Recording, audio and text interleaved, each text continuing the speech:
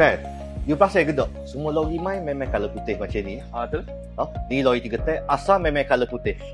Kecuali customer nak tukar color, memang kita boleh buat. Ni merah ni. Saya nak tanya lama dah, tapi itulah. Alih-alih buah ada kan? You main tengok. Hot ni kita cat color merah sebab klien dia tak say color putih. Untuk bahagian pala dengan aerofoil asal kilai putih, kalau customer nak color gapo-gapo, dia oyak kita, memang kita boleh tolong cat. Tapi semua ada charge tambahan lah.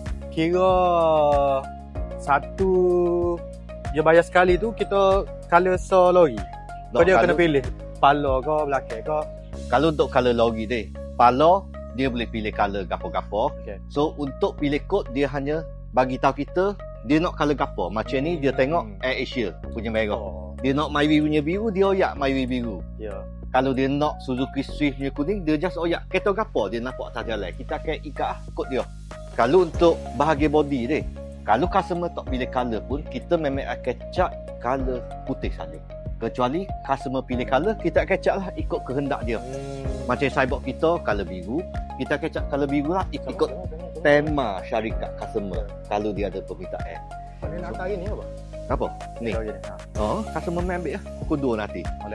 So untuk bahagian body, memang tak kira lah body box ke, kontainer ke, body congek ke, body kayu ke, customer boleh pilih color gapo-gapo.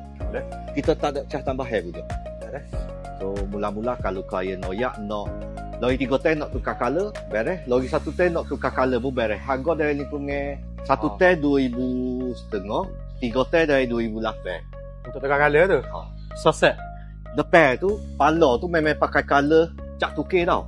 Belakang sebab dia besi biasa. So setahu saya dia pakai 1K punya cat. Setahu saya lah. Boleh. Kalau ada klien nak kecek gapo-gapo, nak tukar color boleh kecek Boleh. 2K mudah tu. 2K harga kena buka betul tu bagi customer. Boleh juga. Beres.